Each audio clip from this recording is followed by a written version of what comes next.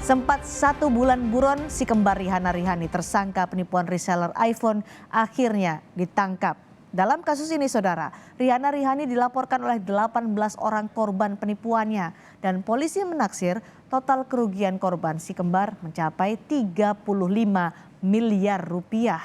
Si kembar Rihanna Rihani melakukan penipuan reseller iPhone dengan modus menjanjikan reseller mendapat keuntungan 500.000 hingga 1 juta rupiah per unit iPhone. Reseller wajib membayar penuh namun ternyata barang yang dijanjikan tidak kunjung tiba.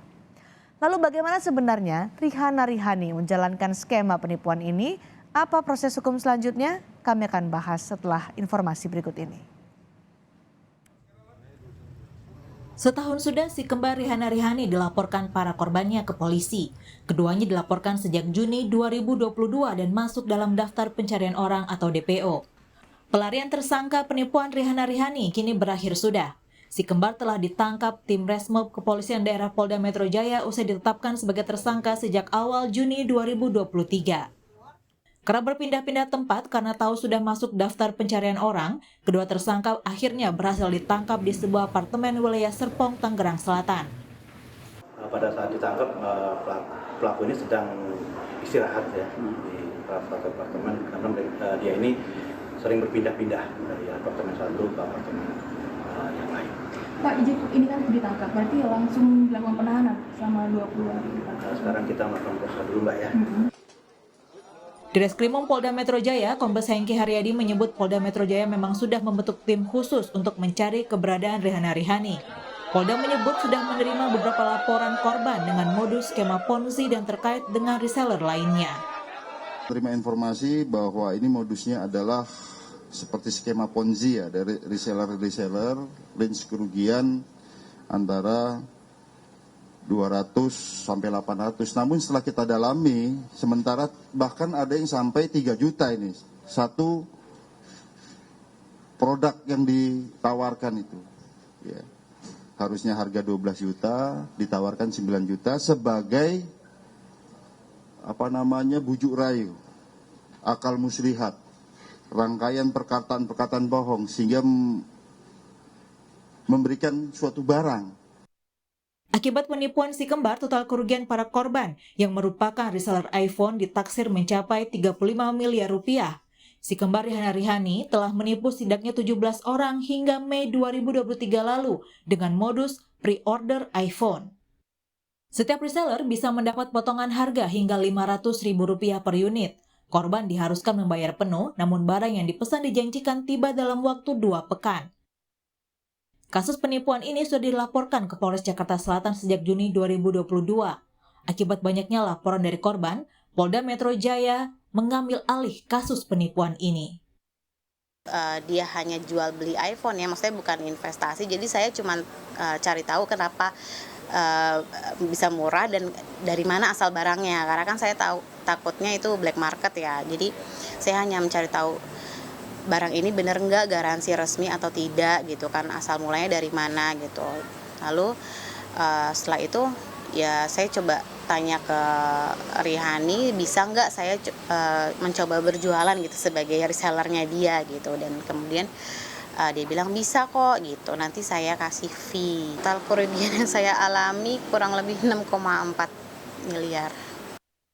Pusat Pelaporan dan Analisis Transaksi Keuangan (PPATK) akhirnya memblokir 21 rekening si kembar Rihanna Rihani dengan total mutasi mencapai 86 miliar rupiah. Humas PPATK Nasir Kongah menegaskan rekening yang diblokir mencapai 86 miliar rupiah sudah menjadi atensi dari penyidik. PPATK sudah memblokir beberapa rekening terkait si duo kembar ya, tersangka pelaku penipuan iPhone. Dan terus kita berkoordinasi dengan penyidik. Sampai saat ini PPATK sudah memblokir dari rekening yang ada itu senilai 86 miliar. Catatan kejahatan si kembar ternyata tak hanya soal penipuan pre-order iPhone. Rihanna dan Rihani juga dilaporkan atas kasus penggelapan mobil rental. Si kembar telah dilaporkan membawa kabur mobil rental selama 6 bulan terakhir. Kini, usai berhasil ditangkap, para korban pun berharap kasus ini segera dituntaskan. Berdasarkan Undang-Undang Nomor 7 Tahun 2014 tentang perdagangan, sanksi pidana untuk kasus penipuan yang terjadi akibat transaksi online bisa mencapai 12 tahun penjara. Tim Liputan Kompas TV. Kita bahas kasus penipuan si kembar Rihana Rihani bersama Kanit 4 Jatanras Ditreskrimum Polda Metro Jaya Kompol Reza Mahendra, Humas PPATK Muhammad Nasir Konga, dan pengamat kepolisian Bambang Rukminto. Selamat malam Bapak-Bapak. Selamat malam. Baik Pak Reza, jadi bagaimana proses pelarian si kembar dan akhirnya polisi bisa menangkap mereka? Baik Mbak, selamat malam Mbak, selamat malam Mbak. Jadi terkait dengan proses pelariannya itu, yang bersangkutan itu tersangka saudari RA dan RI ini sebelumnya tinggal di sebuah daerah Ciputat. Daerah Ciputat Timur di townhouse, itu sekitar 4 tahun. Dan pada saat dia melakukan kegiatannya itu, 2 tahun terakhir di posisi dia tinggal di tempat itu, kemudian mulailah mandek. Terus sudah mulai para korbannya mendatanginya untuk menagih janji dari para tersangka. Pada saat itu akhirnya tersangka pergilah melarikan diri, akhirnya pindah ke suatu tempat di daerah Pondok Indah. Di sana dia tinggal selama 11 bulan, dan pada saat itu semakin gencar pencarian dari para korban, dan sudah ada mulai laporan yang masuk ke kepolisian. Kemudian saat itu mulailah berpindah ke Gandaria City, di daerah Gandaria, kemudian baru dia pindah ke apartemen di daerah BSD terakhir. Nah, disitulah baru pelariannya berakhir ketika diamankan, ditangkap oleh tim gabungan dari tim sus Polda Metro Jaya. Tadi dari informasi yang sudah kami tayangkan juga bahwa di wilayah Ciputat polisi membawa si kembar Rihana Rihani untuk menunjukkan beberapa barang yang akhirnya disita oleh polisi. Barang-barang itu diantara adalah lemari, kemudian rak, ada juga microwave yang disita oleh polisi. Kenapa barang-barang ini disita? Apa hubungannya dengan kejahatan yang mereka lakukan? Baik, terima kasih. Jadi begini Mbak, pada saat kami lakukan pemeriksaan terhadap tersangka RA dan RI, dari keterangan RA khususnya bahwa kami tanyakan, kalau begitu dengan kamu mendapatkan keuntungan, uangnya dipakai apa saja? Apa menjadi apa saja? Habis itu dia menjelaskan bahwa ada beberapa yang dijadikan sebagai konsumsi untuk konsumsi barang pribadi Mbak. Seperti yang tadi disebutkan, ada sofa, ada lemari, dan lain-lain. Ketika kami tanya ada di mana keberadaannya, ternyata ada di daerah Ciputat Timur tersebut. Mengapa ada di sana? Karena daerah tempat tinggal dia itu di daerah Ciputat Timur. Pada saat para korban sekitar bulan Mei dan 2022 akhir itu sudah mulai datang, ketika mereka akhirnya melarikan diri, barang-barangnya itu kan tertinggal. Maka dari itu kemudian diambillah sama aparat setempat. Uang yang berputar dalam kasus kejahatan Rihana Rihani kan besar jumlahnya sampai 35 miliar rupiah. Tapi mengapa hanya pengakuannya barang-barang seperti sofa, kemudian lemari, microwave? Mohon izin Mbak, jadi untuk pengakuan seperti itu kami sudah buat tim tersendiri untuk berkoordinasi dengan interprofesi yang lain. Di sini dalam hal ini adalah Bapak dari PPATK. Nah, namun dalam proses penyidikan sekarang, sebagaimana kemarin disampaikan oleh direktur bahwa akan ada, mungkin kami akan mendalami dengan TPPU, tentunya kami akan mencari dulu barang-barang yang diduga untuk pengaburan Mbak, terhadap uang-uang yang mungkin dipakai oleh tersangka sebagai bentuk hasil keuntungannya yang dia dapat. Untuk saat ini yang kami lakukan, kita ambil yang bisa kami amankan dulu Pak, sebelum nanti kami melangkah lebih jauh. Demikian. Ya karena kan pertanyaan 35 miliar kenapa yang disita hanya peralatan rumah tangga atau furnitur. Saya ke Pak Nasir. Pak Nasir, jadi dari PPATK tadi kan dilibatkan juga oleh kepolisian untuk mencari soal pengubahan uang ini terkait dengan TPPU. Dari PPATK sejauh ini bagaimana analisa rekening-rekening terkait dengan Rihana Rihani yang mencapai 86 miliar rupiah itu Pak? Ya, sejak kasus ini merebak ya, dan kita langsung melakukan koordinasi dengan teman-teman penyidik, PPATK sudah perintahkan penyedia jasa keuangan khususnya bank untuk memblokir ya rekening-rekening yang terkait dengan kedua tersangka ini. Ada berapa rekening Pak Nasir? Banyak ya, dan ini sampai saat ini kan terus berkembang ya. Jadi bank-bank itu sudah kita minta untuk melaporkan dan membekukan rekening yang ada. dari mutasi rekening yang ada itu senilai 86 miliar.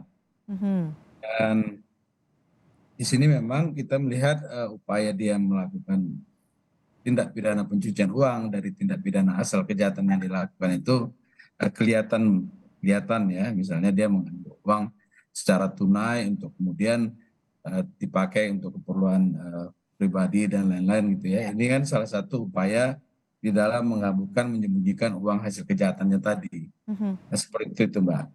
Ada pihak-pihak lain yang dicurigai oleh PPATK menerima uang itu dalam jumlah besar sehingga bisa disangkakan atau diduga terlibat tindak pidana pencucian uang? Sudah ada Ya, temuan para dari pihak yang dari hasil analisis yang dilakukan PPATK itu hasilnya sudah kita sampaikan ya kepada penyidik. Nanti teman-teman penyidik lah yang akan menentukan ya, melihat apakah hubungan antar yang satu pihak dengan pihak lain ini punya keterkaitan terkait dengan kejahatan yang dilakukan atau bagaimana seperti itu. Karena kewenangan untuk penyelidikan penyidikan ini kan ada di teman-teman penyidik. Tapi aliran dana mencurigakan itu ada ya Pak dalam jumlah besar? Ya. Tentu ya dari hasil analisis yang kita lakukan dan kemudian kita sampaikan tentu ada indikasi tindak pidana pencucian uangnya. Ada ke banyak pihak atau hanya beberapa saja yang menerima aliran dana besar dari Rihana-Rihani? Beberapa pihak Mbak. Jumlahnya banyak Pak Nasir? 86 miliar itu tadi dari mutasi debit kredit. Jumlah penerima uang, jumlah penerima aliran dana dari Rihana-Rihani. Ada berapa orang, berapa pihak begitu? Ya, secara teknis saya nggak bisa sampaikan detail di sini ya, karena itu kita sampaikan kepada penyidik, Mbak. Oke, baik. Pak Bambang, ini PPATK sudah menelusuri ada dugaan kecurigaan transaksi yang mengarah pada tindak pidana pencucian uang. Jadi bagaimana polisi harus bergerak dalam kasus ini? Ya, tetap bukti-bukti harus sudah ada ya, dan transaksi dari rekaman transaksi dari PPATK itu bisa menjadi alat bukti untuk menjerat pihak-pihak yang terlibat dalam kasus ini. Kasus investasi bodong, skema ponzi itu kan sudah seringkali terulang. Dan ini saya melihat selama ini hukuman bagi mereka itu tidak membuat efek jera, makanya itu seringkali terjadi. Beberapa tahun yang lalu muncul seperti first travel, kemudian yang dalam waktu terakhir ada trade dan berbagai macam yang sekarang mulai tren. Ini ada yang masih diindikasi terkait dengan ponzi, ini ada Jomingo dan kemudian yang lain-lainnya itu. Memang pemerintah harus melakukan edukasi terkait ini kepada masyarakat. Jangan sekedar ingin menikmati keuntungan yang secara instan kemudian ceroboh untuk melakukan investasi yang tidak jelas seperti ini. Terlepas dari itu memang terkait dengan efek jera bagi para pelaku. Ini nyaris belum ada peraturan yang benar-benar kuat untuk segera memotong kalau kemudian ada indikasi terkait dengan investasi bodong seperti ini gitu loh. Makanya mereka pun berpikir ini peluang yang sangat enak sekali di Indonesia ini gitu. Masyarakat yang sedemikian permisif yang menginginkan kekayaan secara instan, ini pasar yang sangat luas. Makanya mereka dan sementara regulasinya pun tidak memberikan efek jera bagi mereka. Dihukum mendapatkan keuntungan 60 miliar misalnya atau 100 miliar kemudian hanya dihukum 5 tahun, itu keuntungan dari mana? Makanya mereka terus sekali membuat skema-skema lagi dan mengulang-ulang lagi. Mereka hampir semuanya sebelumnya terlibat dalam hal-hal yang serupa seperti itu, Mbak. Pak Bambang, ini kan ada mengarah soal kedugaan tindak pidana pencucian uang. 86 miliar rupiah jumlahnya. Apakah itu mereka nikmati sendiri atau ada pihak besar di atas mereka yang terlibat juga dalam pencucian uang ini? Ya, seringkali juga mereka ini kan awal-awalnya selalu melakukan flexing gitu. Pasti ada pemodal juga di awal. Gitu. Ada pemodal menurut Anda? Mungkin Pak Nasir nanti yang bisa menjelaskan terkait itu. Tapi saya meyakini bahwa transaksi ini tidak tunggal, tidak mereka saja yang menerima keuntungan, tapi banyak pihak yang terlibat dalam kasus ini seperti itu. Betul Pak Nasir, demikian ada pemodalnya, ada keterlibatan pihak lain? Ya, sejauh itu belum kita lihat ya. Tapi benar juga Pak Bambang, ini kalau dalam kasus-kasus besar seperti Crazy Rich apa yang lain-lain itu memang ada semacam think tanknya juga untuk melakukan penipuan yang sehingga skalanya besar dengan nilai ratusan sampai miliar ya, seperti kasus triliun. koperasi triliun ya, seperti kasus Langit Biru koperasi itu kan triliunan tuh, dan jumlah korbannya. Surya terakhir ya. Karena ini kan 2 orang 86 miliar rupiah, jumlah yang tidak sedikit untuk kasus ini. Pak Reza, apakah dari pengakuan Rihana Rihani juga ada soal pihak lain yang terkait dengan kasus ini terlibat ini? Dapat saya jelaskan, jadi sampai saat pemeriksaan hari ini bahwa tersangka RA dan RI ini masih menjelaskan bahwa RI adalah the top levelnya reseller dari RA. Waktu kami tanyakan apa motifnya, RA sampai saat ini masih menjelaskan bahwa saya kepikiran saja karena ada untungnya, karena awalnya berhasil Mbak. Ternyata dia tidak memperhitungkan bahwa belakangannya tidak berhasil, akhirnya menggulung lah. Tidak berhasil itu kan berarti tidak mereka yang menjalankan dari awal, ada orang di atas mereka, atau ini bisa dibilang adalah upline gitu kalau dalam skema Ponzi. Apakah ada upline atau orang di atas mereka sehingga mengakibatkan reseller iPhone ini macet kemudian merugikan banyak orang?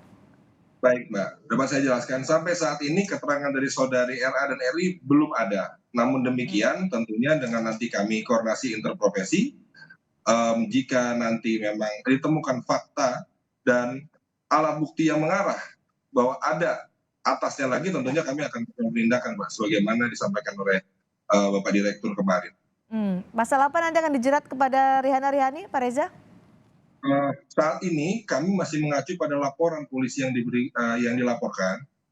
Kedua tersangka dijerat oleh pasal 378 dan 372 KUHP, yaitu pasal penipuan dan penggelapan. Tapi di sini dikarenakan sudah ada banyaknya korban dan banyak perbuatan berlanjut, makanya dijuntuhkan pasal 64 KUHP. Terakhir untuk Pak Reza, karena ini kan korbannya banyak, jumlahnya juga kerugiannya mencapai 35 miliar rupiah. Mungkinkah uang korban ini akan bisa dikembalikan? Kami sebagai penyidik hanya menundukkan fakta-fakta yang ada Mbak saat ini. Terkait dengan pengembalian dan lain-lain tentunya nanti kami serahkan kepada pihak putusan dari criminal justice system yang ada di Indonesia. Demikian. Oke, jadi masih ditelusuri. Ini harapan dari korban, mereka pasti ingin uangnya kembali. Terima kasih Pak Reza, Pak Nasir, dan juga Pak Bambang sudah berbagi pandangan bersama kami di Sapa Indonesia Malam.